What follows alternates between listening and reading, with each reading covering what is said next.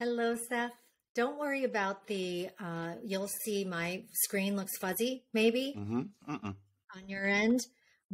Yours looks fuzzy on my end, and that's just a recording thing that happens. But in the end, it all looks beautiful, and we come Oh, yes. through Yes. shining The, bright. ma- So, the magic of editing. Yes, I know. yeah, exactly. It's so nice to see you, Seth. Thank you for coming on to the Everyday Mystic. Thank you, Carissa. I'm glad to be here.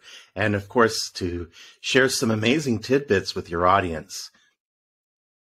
I can't wait to hear. We can't wait to hear. I am excited to talk to you about a little bit of your journey too. What brought you to the work that you currently do? I know you do a few things in the world, and feel free to share anything about that. But I'm specifically talking about the angel guidance work that you do.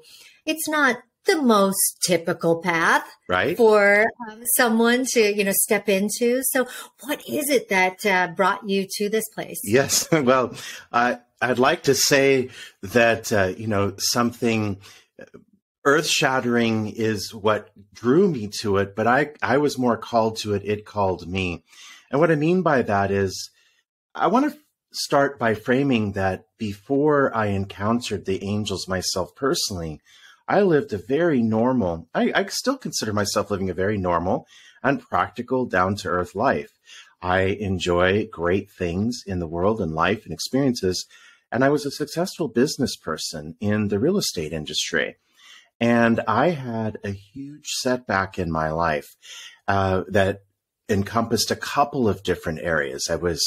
Found myself in a one-sided relationship that was dissolving, and I had a few business setbacks, and I really felt very discouraged. And the night that I encountered the angels, I actually was so upset that I actually turned to God and I said, look, I don't want to be here anymore. This place is difficult. The earth plane, the earth, whatever we're doing as a human being, I don't want to be here anymore. How about I just go to sleep and you bring me back? Can't I request that? You say I can have whatever I want. And as soon as I knew that I wasn't going to get that granted, I said, you know what? I have angels around me. I want a tangible connection. I want something real that I can believe that I have angels watching over me. And the minute I said that, I felt like something was touching me. I felt this peace overcome me. And then I heard the voice inside of me say, everything is going to be okay, Seph. It's not only going to be okay, it's going to be better than okay. And it's actually the first time I realized that we all hear that voice inside of our angels. So it's not really that unusual to speak to our angels. In fact, I teach people how to communicate with the angels, and I teach people to watch out for that voice inside that speaks to us in second person, especially at critical times. Right. And I know that your audience loves a bit of practicality in their spirituality, and I do too. And so even though we have the ability to speak to celestial beings, once we get past the fact that they're not going to come swooping in like Hollywood special effects where the window's going to fly open and this, beautiful robed being with the halo and all that is going to start speaking to us. It comes from within. So the day after that, I was like, wow, did I dream that? What happened? Because even then, I wasn't really sure what happened. And the minute I said that or acknowledged it, the voice inside again said, hello. And then it informed me that that incident the day before wasn't what they responded to, but that incident was sent into my life so that I would call out to them that it was an appointment that I had with them, that we were going to begin to work together. And I was like, work together. Okay. So over the course of time, they guided me through premonitions. They guided me places. One of my favorite stories is that I came home from doing an open house and they told me to go to Disneyland. I'm from Southern California. And they told me to drive to Disneyland. And I did. I just picked up the car keys and I drove to Disneyland, where I discovered that as I exited Harbor Boulevard, there was a woman stuck off the side of the freeway with her little boy. She didn't have a cell phone to call for help. So I pulled off to the side of the road and I called for a tow and I put her in the car and I brought her up around to the gas station. We waited for her husband to get there. And the very next day I got a call from her. She asked for my business card, but I got a call from her at work. And she said, I want you to know that thanks to you, I believe in angels again. So this all began to, Wow. Yes, this all began to evolve and become a very prevalent part of my life. I mean, make no mistake, the minute that I could understand that I was being communicated with by angels, that was not something that I wanted to shut off. Right. And so you had asked for it. Yeah. Yeah. I got to tell you, for the audience, there's so many different ways that signs show up. And one of the times I was checking my post office box in Laguna Beach, which I had been doing for 7 years. And I had learned to watch now for feathers and coins as signs along the path. And I saw a feather basically materialize in front of me. It doesn't matter whether it came from a bird or whatever, but right in front of me, there was this feather. And it started to drift to the left. And I looked into the alley where the post office was, where I discovered that there was a metaphysical bookstore there, which I had never seen before, probably never even really knew what that was. But I went over there and there were these profiles for these readers, and one did angel work. And it was a Tuesday. She happened to work Tuesdays from 2 to 6, and it was about 2:25. So I walk in there, and at that time, because this is over 2 decades ago, there was a calendar there. But anyways, I said, asked if she was available. And they looked at the calendar where someone's name was crossed off the 2:30 slot. And she said she just had an opening, so you're welcome to take it. So anyway, I go back there, and I understand this person works with angels. So I just sat there. She said a little prayer. And she looked around me. She says, you've got so many angels around you, and they say that they're talking to you and that you can't understand whether this is real or what this is. And so we went into this, and she guided me, about a little bit more about communicating with the angels. So when I got into my car, I sat there and I said, okay, what do you want me to do? What would you like me to do? This is an extraordinary gift. How can I help you? How can I share this with people? I'm like, suit me up, put me in the game. I said, suit me up, put me in the game. I said, if there's something that I can do to benefit others, I would love to do it. And they said to me, in fact, you're going to lose everything to do what you're supposed to do. They said, there are big changes in the world. And they said, every structure that you believe supports humanity will collapse, and you will have what's called heaven on earth, or what we call the new earth. And that your work is going to help people through this very pivotal time where the old is collapsing and the new is coming in. And so through the next several years, a few years later, just before the real estate market froze in Orange County, about a week later, they said, are you ready to let it all go? And then the next week, it was interesting because nobody was buying houses anymore. So I knew what it was because it went on and it continued. My house went into... So was this 2008? Well, 2006, actually, because... so before the crash. Well, the crash actually happened in 2006. Believe it or not, every real estate trend begins in Orange County, California. And interesting. Yeah, so 2 years prior. So 2006 is when it happened, and then it spread to the rest of the United States. So 2006 is when the market froze in Orange County, and you could actually feel that something had shifted. And by 2008, my house had gone into foreclosure. I had completed a bankruptcy, and literally everything was gone.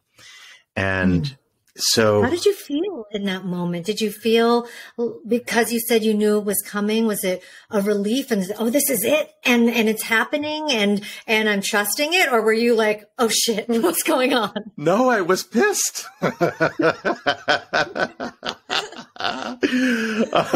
I had a beautiful house, like beautiful cars, and I I had a lot of freedom that having that kind of income could bring. So no, I was pissed. So, but also I did know what was going on, and that did add comfort to it. And absolutely, but there was no magic carpet about it. No magic carpet whatsoever. There were a lot of miracles. So I'll use one for example. As I was getting ready to have the house foreclosed, I had a buddy who I had sent a lot of business to in Arizona for people who wanted to buy out there. And he happens to mention to me out of the blue, he says, "Hey, I've got a house in it's near Scottsdale in Phoenix. I've got a house out there that is vacant and I don't want any squatters to come in. Would you mind staying there for a couple, 3 months? And your dog and your cat are welcome there." And that was funny because that's where I wanted to go, was to Arizona. So it was very miraculous. Yeah. So this has been quite a while though. So that was 2006, 2008. And then in about 2010, 2011, they guided me into film school. They asked me to, one morning I woke up when I was living in LA, because I moved up to LA to start doing readings and stuff. And I woke up one morning and the angel said, "Go sign up for film school." And I'm like, "What?" So I go to a college. Turns out they were taking applications for film school. And I was like, I don't know how I'm going to pay for this, but I trust the angels. So as I walk up to put in my registration, the person at the counter said, "Hey, over there in that other line, nobody's waiting. They're giving out scholarships and stuff. So you could go over there and see if you qualify." And I was like, wow, that's very helpful. So I put in my registration and I walked over to the desk and she plugged in my name and all that kind of stuff. She said, "Yeah, tuition's paid. You're ready to go to film school." So yeah, from that I started acting, and I worked in that industry, which was a great way of discovering filmmaking. So my calling also has to do with making films for the conscious movement. And for those of us who like our spirituality a little bit more practical, what that is just sort of being helpful about applying this in our everyday lives, right? Yeah. Yeah. So did you, when you went to film school and then started that path and that set of work, did you continue doing angel readings and Yes. and continued that work as well? Yes. Okay. And did you feel like within the work, the film work, which is a more practical, earthly type of work, that you were going to kind of channel angel messages through that work? Or is it just kind of like, what do you think, why do you think the angels guided you into that profession? Yes, that's a great question. So first of all, there was nothing angelic about the Hollywood film industry or television industry. I'll tell you that right now. And it's very dark in a lot of ways. You could tell in entertainment. I personally don't find violence entertaining, but we've been desensitized to it, so we don't even think about it. But once you become aware of it, you can't not be aware of it. Like, why are we watching this on a screen? Oh, it's just actors. I know very well. I've been on a set with a fake gun in my hand. So, but why are we entertained by that? But when I went in there, I know that I was meant to learn the craft of filmmaking. And that's what has been illuminated to me so far. There's a lot of things that I saw, and it was also part of my journey of expansion. One of the things that the angels say is that everything that we do contributes to our soul's expansion, which is the reason that we're here anyway, and the reason that we don't get to stay here, which is like, aha. Because when you mention that, I can honestly tell you that I got all the way into film and television. I actually had a television show that I wrote, greenlit for production, and through an alternate means. And I was going to be one of the characters. Talk about dream come true, right? So I just felt that maybe I would be in a position to speak about love and kindness and goodness with the angels by my side and assist the world in becoming a more loving and kind place. No. there was a whole nother journey waiting for me there too. So that all fell apart. We got to the part where we were going to, the show was going to go into production, and there was all kinds of conflicts, and they didn't like it that I had a character that was going through a spiritual awakening. They did not like it at all. Aha. So the whole thing fell apart, and I was like, wow. And I was left without anything. And I was upset with the angels again. What are you doing? We're going on 20 years. You say I have all this work to do. And here we go again. You know, this thing has just collapsed and collided. But yes, I was doing the angel readings. And even though I do the readings, I've also, of course, designed a set of angel tarot cards. And I teach people how to communicate with the angels. So I teach classes, and I also teach through tarot. So I teach a couple of different classes for people who want to communicate with the angels. So I love doing the work, because when I do the work, the angel's energy comes in. Like when people have readings with me, they report feeling like peaceful or sort of like really expanded or inspired. And that has a lot to do with the energetic frequency that comes in as well. But even though that's a part of the work that I do, and I did it while I was in that industry because it was the way that I supported myself instead of waiting tables. But it was an amazing way to meet really amazing people in the process, right? Yeah. So Hollywood wasn't ready for that kind of show, that kind of character. Now, are you still in that industry to some degree?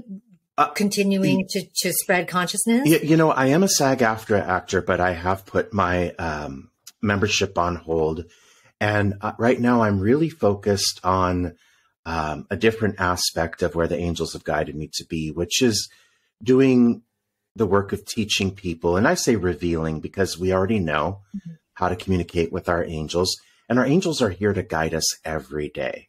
And I'm here to say, especially for your listeners who love to really have that tangible spiritual experience. Our angels aren't just here when we're unconscious in an accident or have lost our passport or our keys. They're here for the everyday experience. And one of the things that they've shared with me that's very important is that our mission here on Earth is to discover that we have the power to consciously create our reality, that we're more powerful than we're led to believe. And if that means starting your business and making it successful through that conscious power, if that means manifesting a vacation with your family and enjoying the magnificent God-created wilderness, whatever it is, we're meant to consciously create our reality and consciously create the new world, the new earth. Mm-hmm. And that's our actual purpose. So our angels right now are more active than ever, which is why they're coming to a lot of regular people and not, you know, God bless them, but I don't have, you know, a set of earrings with dream catchers, and I didn't change my name to Moon Sky of the Evening Stars. And that's great that's a great expression of how people usually find practitioners in that realm. But I help people with their entrepreneurial projects by empowering them consciously, because in that conscious activation, that's where we get the authority to command our success, period. Yeah, I do. I completely agree with you, and also see that reality of more people not only stepping into let's say angel communication, but just communication with other realm, other dimensional beings, other having non-earthly experiences. Let's just put it that way, right? Psychic experiences, and more people developing or just stepping in, or those gifts being revealed to them, as you said, because they're there anyway. And then this time where this is happening, it's so beautiful because it's coming in, like you said, all these different packages, because you looking the way you do, or having the life experiences that you have had, will be able to communicate to a subset of people in a more easeful way Yeah. than, let's say, Dreamcatcher, Moon Sky person who, I went to school in Southern California. I was there for 11 years. I went to UC Irvine. So I was down in Orange County where you are, and spent many years in LA and loved it, loved the forward thinking new age movement that's there, but it's not for everybody. I mean, a lot of people can be very turned off by, I guess, people who wear the robes, who are really deeply identifying with that.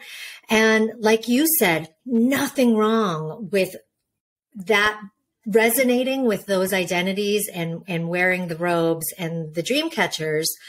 However, I feel like there's a real gift in more people who look different, who have had different experiences, who are not your prototypical spiritual person, to be stepping forward and saying, "Oh, hey, I'm also spiritual, and and I wear cardigans or whatever it is."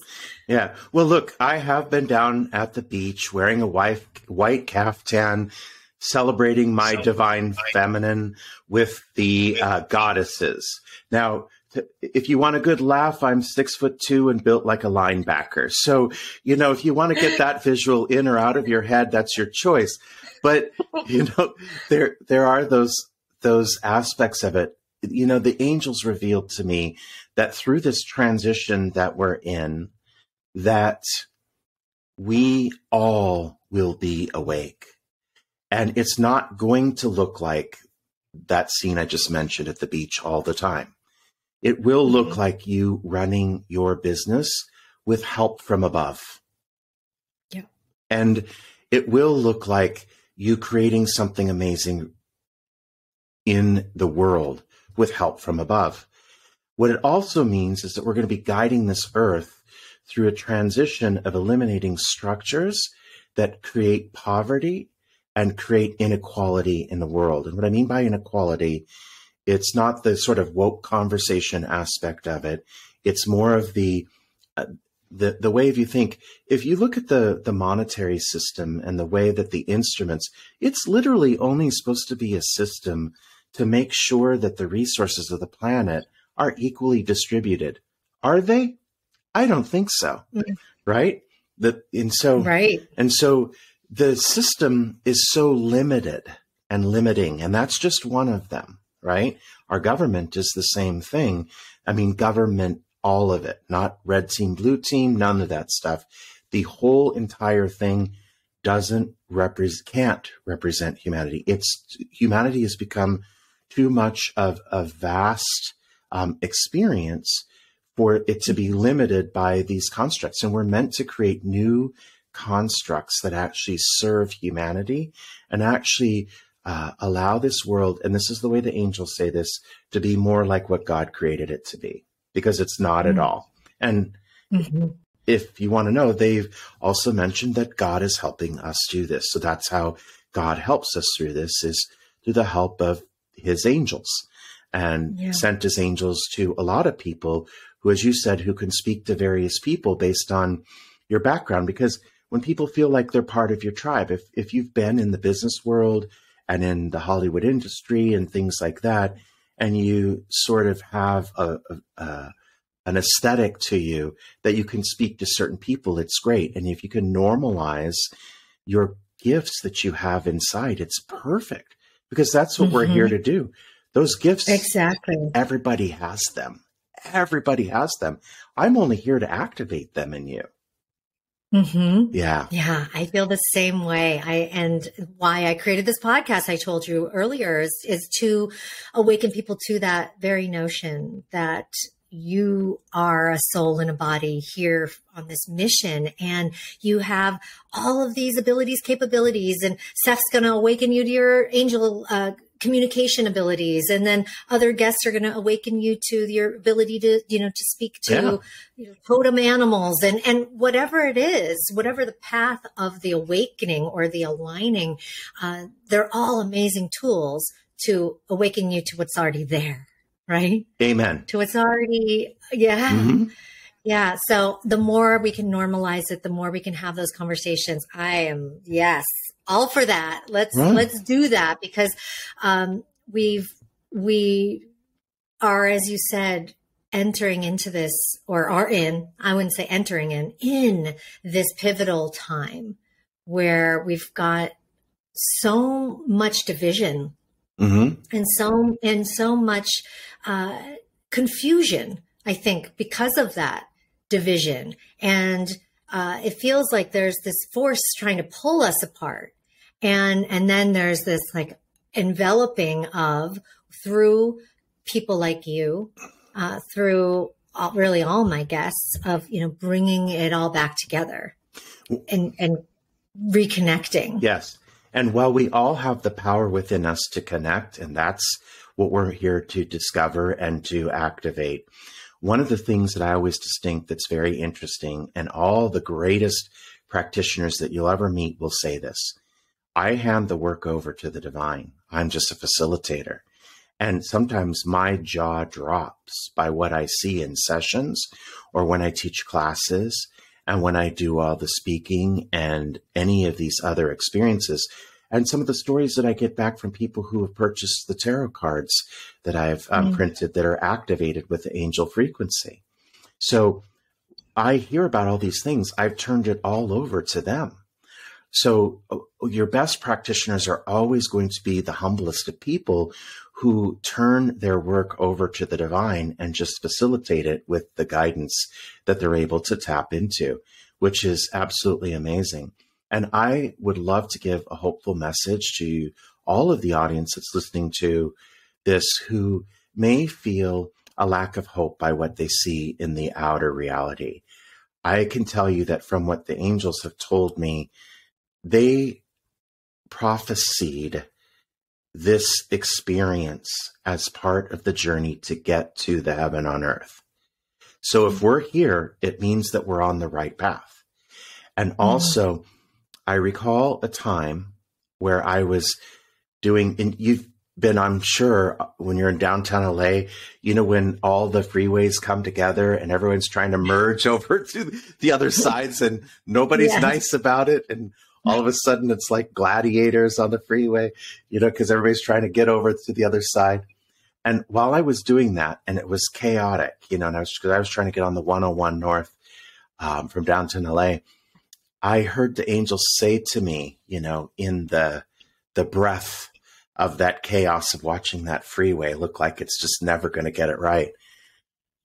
I heard the angels say to me, the ascension needs the chaos as much as the chaos needs the ascension. And what that means is that the division and the chaos that you see are actually an activator of the higher frequencies. And they are nothing else. They are absolutely nothing else. Are their lives being lost through this process? Yes. The angels say that to those who pass during this process, from whatever that might be, a riot, the other stuff, any of the other things that are part of this activator, COVID, whatever, any of the lives that are lost from that, those souls had a soul agreement to leave via that way. Okay. And so that should give you some peace. We bless all those brave souls. They're going to come back in a different body, by the way, because it's part of their enlightenment too. And so as much as the chaos seems like it's leading the earth down the wrong path, it's actually revealing so much. And it's giving us the opportunity to wake up to our true nature, where we then have the power to create the new earth. Yeah. Beautiful. Let's get back to some of the practicalities of communicating with our angels. Yes. When it comes to, because you spoke of the outer world, and then of course you've got the inner world, and this inner world where we have those connections, communications. What do you recommend as a means for someone to kind of calibrate their inner world for those kinds of conversations. Powerful word, calibrate. I love that. Thank you. Yes. Well, and that's exactly what it is, because the ability to do that first and foremost is already innate. And so all we're actually doing is remembering something that we already know how to do. And so there's a lot of ways that I can share that we can calibrate that, where we can begin to discover it. And one is just to have the conversation and ask for the discovery. If you ask your angels for a more tangible two-way communication experience with them, they will be the ones that make it happen. They will find a way. And when they start speaking to you, you will know it's them. And then once they've established that level of link, they're going to reveal to you how you can go deeper and deeper. I learned how to communicate with them through tarot, which often got demonized by the past. And all it is a form of synchronicity, because each of the cards have a meaning. And when the meaning of that card shows up at a synchronistic time, then it actually tells us something, and it actually reveals something that intuition does the rest. Automatic writing is great. And even if you want to call it journaling. And one of the ways that I would say to do that is, if you want to discover what your deep inner voice is from your angels, start journaling. And this is the exercise that most people become resistant to. And it's the one that's the most powerful, which doesn't surprise us, right, Carissa? Because the things that we're most resistant to are the things that are most powerfully potent for us. It's kind of funny that way. And the writing, I teach people how to do automatic writing, which is this way that you can connect through stream of consciousness and to begin writing, and you open up the channel so that you can hear and then write it. And then pretty soon it feels like it's moving your hand and it's coming through you and not from you. And that's a really powerful thing to do. But to start, you could just journal what those who are familiar with the artist's way, Julia Cameron calls the brain drain, or the daily pages, right? So you start off by just taking a couple pages and you just write. Keep in mind, we energize everything that's in our awareness, right? So if we're constantly thinking about that person that cut us off on the freeway yesterday, or that argument we got in 5 days ago, or whatever, we're energizing that and creating more of that in our reality. We want to get it out of us, right? So you can start off by writing like, I think the drapes need cleaning. Wow, maybe I should go get a new golf ball. You know, whatever it is, you just start writing. And the next thing you know, something that's more cohesive, that seems like it's not coming from you, is going to start coming through in your realization, and you're going to write it down. But we can ask our angels to come to us through that as well. They'll show up in the synchronicities. And it's funny because people will say, I've asked my angels to come in and I keep finding feathers and coins all over the place. Do you think that's from them? And I'm like, who else are they from? Well, do you think that maybe someone just dropped that coin there, or a bird happened to come by? And it's like, it actually doesn't matter, right? Because once you ask them to come in, and all of a sudden signs start showing up, and then when we question those signs, then we prevent ourselves. Again, we go into resistance to something that's powerful. I tell people that when you call them in, and when the signs start showing up, assume that every single one of the signs that show up are absolutely from the angels. And when you have that kind of faith, they will increase the level in which they will communicate with you. It could be license plates. It could be anything. I remember one time on the infamous 405 freeway, right? Someone cut me off, and I had to switch lanes real fast. And that wasn't only a minute after I was asking the angels what I was supposed to do about a difficult situation. This person cuts me off. I find myself instantly in another lane and behind a truck that says, "In God We Trust." It was a great big semi, and it had in great big letters, "In God We Trust." And I was like, ha, ha, ha, ha, ha. All right, angels, will you be a little more subtle next time? I don't need my airbags deployed in the process, but you know what I mean. Right. Exactly. Have you ever examined that? Like, do you think that there is something maybe in your earthly consciousness that needs a little bit of that in order to listen? Yeah, it's called stubbornness. I mean, we want Yeah. we want to have it our own way. I mean, and that's actually brings up a good point, because we'll ultimately discover that what God wants for us, or what we signed up for in our holy covenants that we made to come here on our Akashic records, what we signed up for is better than what we think we see down here. So, you know, we're like, because we can't see the better thing that's coming, we're like resistance. We're like, we're holding on to it. I like what I already have. Right. And even when I talk about like losing my house, you know, right now I'm a digital nomad. I get to go around and talk to angels and touch lives and help people have breakthroughs and things like that. I'm like, that is way better than just having a house with a huge mortgage, you know? Right. And all the maintenance and all the, I mean, being tied to, you're obviously being called to spread this light and this knowledge and this inspiration in all of these different places. So they were like, you can't be fixed. You got to go. Yeah. Well, and sometimes it takes a little while to discover what this great thing is that's coming. And that's where surrender comes in, for sure. Surrender, especially. I remember learning that one time in an experience where I was going to write a book, and I flew all the way to Washington, D.C. to write a book with someone early on. And when I got there, she was like, oh, no, I changed my mind. And I had to stay at a hotel, you know, and I was in Washington, D.C. for an unplanned trip. And when I left, I was a little miffed with the angels again. And we could be miffed with them sometimes. They're okay with that. They love us a lot. There's a whole lot of the word unconditional in their unconditional love. And sometimes we have to express ourselves, and when we get miffed with them, for them to know where we're at with it. And sometimes things will shift just by letting that energy out. I mean, I'm not saying go over the top with that and hurt other people with it. But if you get miffed, get miffed. Don't suppress that. Let it move through you. Mm-hmm. But I remember getting miffed with the angels at that particular time. I'm like, what gives? You guided me to come here, and you guided me to come here, and I came here. And even though that other thing didn't work out, nothing else came in its place. So what did I do here?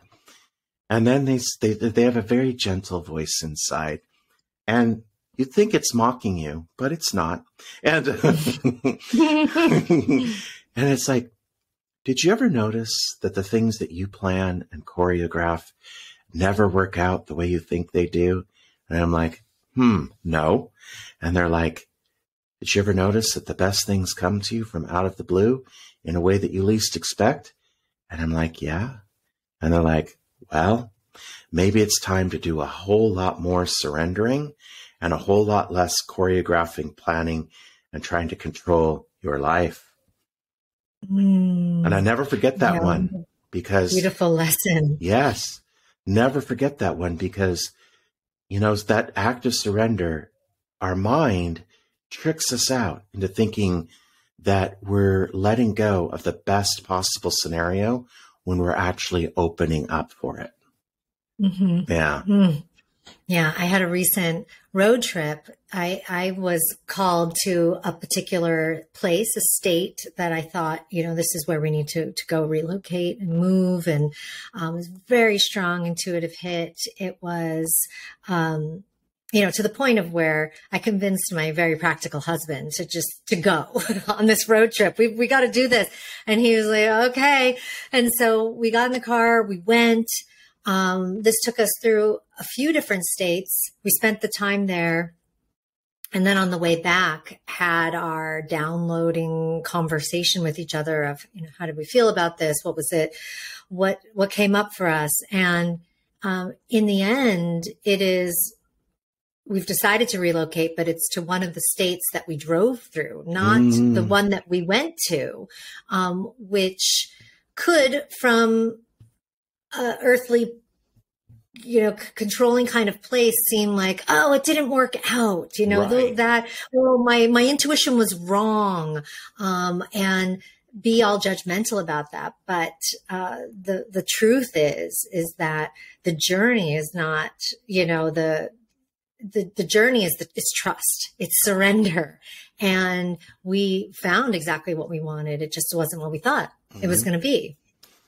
So it's great. I love just being open to all of the guidance, because it doesn't, it will take us into wonderful and unknown places, things that we haven't even yet conceived of in our minds, which is the fun of it. Right. In the tarot, there is the moon card. And the moon card is about when we're moving forward, only able to see what's in front of us and not the rest. And one of the things the angels say is that when we get to those times in our life where it feels like we have control or command of very little in our life, it's because the universe, the quantum field, God's mind, and our angels and guides are actually rearranging the furniture on our behalf, on our best behalf. And they're doing so in a way that is elegant, because, when you think about the word being able to conceptualize something, a lot of the changes that are birthed when these unknown appearances come are things that we couldn't conceptualize or think of ourselves. And of course, the divine intervened to make sure that we were introduced to something that was quite a bit more incredible. Mm-hmm. Yeah. So you mentioned earlier and I love both of those, using tarot, using automatic writing, or just writing, free flow writing in general. It's something that I really connect with as means to open yourself up to the communication. Now, how can that communication look for people? Because I know, to give people a sense of, it doesn't always necessarily come in the same way. You were saying, it's like an inner voice, but for some, it might be communication through, like you said, seeing and noticing certain tokens or totems that they've dropped in like little breadcrumbs along the way. What are some other ways that you are getting the communication that you could be paying attention to that could show up in different ways for different people? Sure. I mean, first of all, you can ask for specific signs too. So, for example, I heard a story of one of my students recently, and she said, if this is true, I want to see a basketball on my route, to wherever. And initially, she got on the path and she all of a sudden saw a little boy with a basketball. And she's like, well, is that really it? And the minute she questioned whether that was the basketball that was part of her sign or not, someone cut her off, and on the back of their car was a sticker of a basketball, right? So the angels were like, do you get it? Yeah. Did you get it now? And so there are varying forms. And we are already familiar with, like, let's say we're planning a trip to Hawaii, and the next thing you know, we see Hawaii on a license plate frame or a t-shirt or whatever. We're already aware of that sort of thing. So we can have the signs and synchronicities. We can ask for them. That's great. That's one level. Another level, of course, and by the way, we can mix the tarot with the automatic writing, pull 2 or 3 cards for yourself and write about what those mean, and then tap into what those mean. It's a great way to mix a little bit of both. We can do that so that we can actually hear the inner voice being utilized by our angels to speak to us. And what happens when that flips for people is they really feel incredibly gifted with that connection, because we all have the ability to allow the inner voice to speak to us from our angels. And we know when that is because it will sound like someone speaking to us in second person. So we'll hear something say, you should go send that email. You should call up your cousin or your aunt or your mother. You should probably go apologize to your wife right now. Something like that. And it speaks to us in second person like that. So that inner voice is always available to be turned on. And if our reality is too loud and noisy to be able to hear it, there, of course, is the signs. There's the synchronicity about having a question perhaps turning on the radio and there being a song that says the words. And what will happen is that we resonate, which means that there's something inside of us, and we all know what this is. It's this knowing that what we just heard, we were meant to hear. And there's a part of us that's inside that alerts us that the information is true. And it's a very distinct signature. When I do readings and such, there's a very distinct signature for yes or no. So someone asks me a question, is this meant to happen, or should I do this or whatever? I get a very distinct yes or no. And so they'll say something like, ask a question, and it'll be a yes. And they're like, but how can that be? And they'll give me the context of the whole entire practical scenario. And I say, I don't know. All I know is that I got a yes. And if I got a yes, it's a yes. Doesn't matter all that other stuff. And then I'll hear later how the situation totally did a 180-degree turn and they got their yes, right? So there's a way of actually feeling, and feeling is an important piece of this. And that's where, especially, we want to speak to the everyday mystic, to the everyday person who wants to really actually have a very practicalized and tangible version of this. The feelings are still important. And when we live in a world that has discouraged us from feeling, it has done so to the detriment of our power. And to the audience, that's the power that you want right now. That's the power that you want to make your startup work. That's the power that you want to start your family. That's the power that you want to find your purpose, is the power that you have through feeling. It's feeling is the access point, right? And so those are the different ways, is the feelings. This is also a good one, Carissa. As you know, we're getting to the point of where our awareness is so expanded that when something challenging comes in, what do? Instead of actually marinating in it and spinning out for days or weeks, we go, aha, I know what you are. You're a lesson. What did you come here to teach me? Reveal it. Don't put me through hell to do it.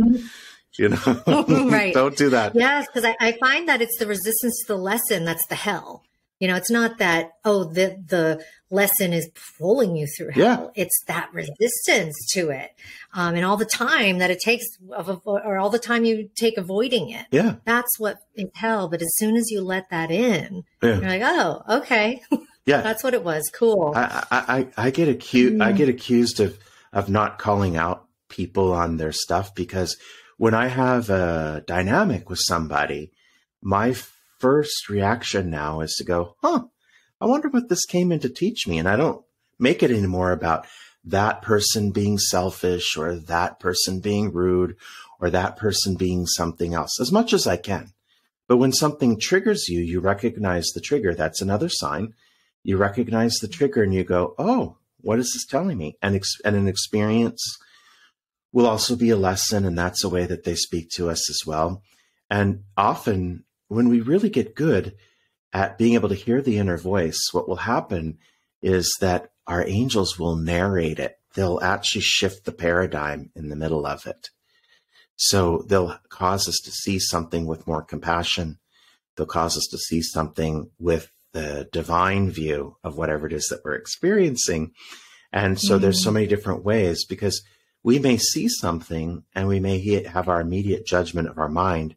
And then all of a sudden something comes in, and it's another more softer and more powerful thought that says, have you considered this? And then all of a sudden we flip the way that we see something. And it's just a realization or an idea. Ideas are also ways. So what we would have is, we would have a way that, especially like when we're in the shower or we're driving and we get a good idea. So anytime we do that, that comes from them. So those ideas, so getting ourselves into a nice, especially getting ourselves into a nice theta brainwave state, or at least, an area of alpha, which just means relaxation.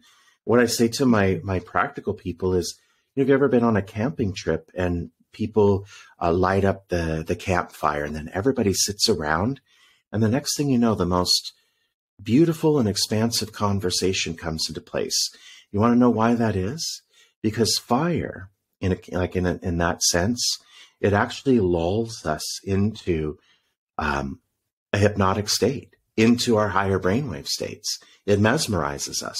So we actually connect with our heart, and we're actually communicating with the heart. That's why you can have those where people sit around a fire pit, or also a body of water. It does the same thing, or in nature.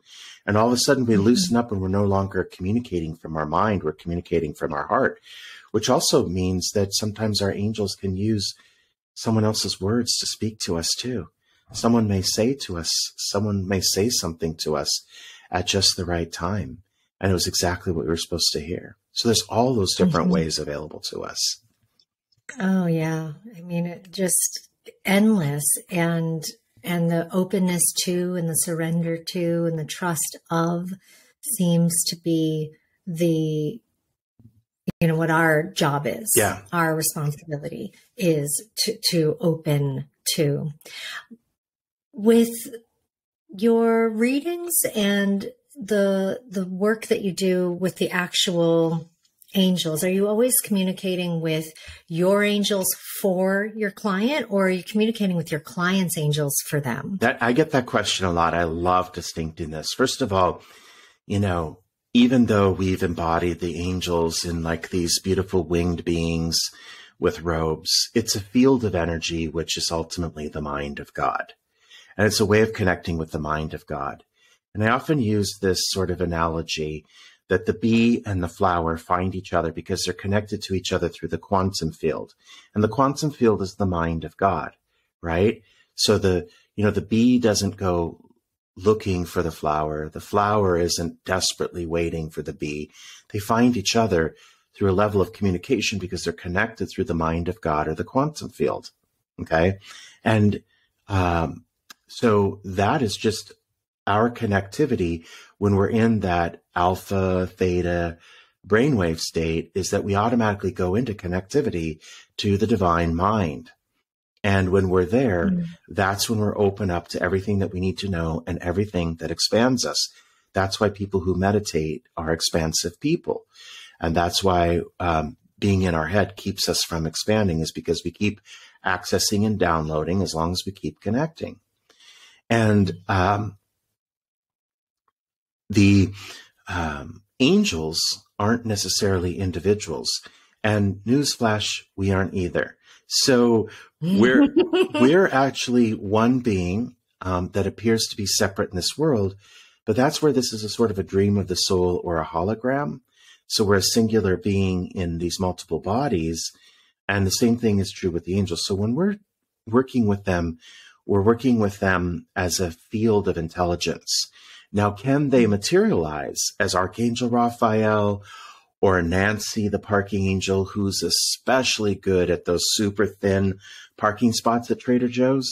Yes, they can manifest that way. They definitely can manifest and materialize themselves as an individual angel, but they are still connected to a collective. And so when I'm working with the angels, I'm working with the collective consciousness of the angels. And that's what makes it even more powerful. Yeah, it's a beautiful distinction. In one way, you can actually say, for those that are prepared for this, that our angels are actually us in our perfected form, still residing in the dimension of fullness, communicating to us telepathically the guidance that we need to go, because they're our future self letting us know how we got there. So there is that. So that is beautiful. In addition to doing the readings, I also do hypnotherapy, and I do it with the angels. So I help people connect with their angels, but I also bring the angels in to activate people, which is amazing because I bring them in, and then they do the work. It's incredible. Yeah. So it often shows up different for them. I have people who have a name for their angels. And it's interesting, the incredible reverberation of validation once they find these names. And it's not that they actually have an individual agent whose name is Frank or Bob or, Giuseppe or whatever. It's that the angels have materialized themselves as this particular individual because it's a way that we can have a relationship with them in this form. Mm-hmm. Yeah, it's like a familiar that you can feel comfortable with to some degree to be able to open up. Yeah. I am going to get your deck because it sounds beautiful and amazing. How can other people order that from you? I'll put that link in the show notes, certainly. So do you have a website? Is there a way for people to connect to all the things that you offer? Yes.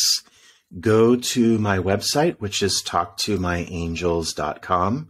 And then the 2 is TO. So it's talktomyangels.com. You can also find me on Instagram at Talk to My Angels, and there's a Linktree link where you can book a reading. You can order the cards. You can actually take the class with me, join the class and community where I teach how to use the cards to communicate with the angels. And then, of course, I am teaching another class about connecting with the angels. So if you want to get in touch with me about that, but there's a contact form there as well. So just go to my website, talktomyangels.com, or you can find me on Instagram and contact me through there, or use the Linktree link to do any of that. It's such a pleasure to have had the opportunity to be on the show with you and have this discussion, Carissa, today. Thank you so much. Such a pleasure to have you. And I'll make sure that everyone has those links. And I'll also link to Seph through Instagram, through my Instagram too. So for anyone who's following me, you can connect to him and his work and his sites and all of the beautiful offerings that you've created. Thank you for doing the work that you do and for coming on to the show. Thank you for having me. I really appreciate it. My pleasure. All right. Beautiful.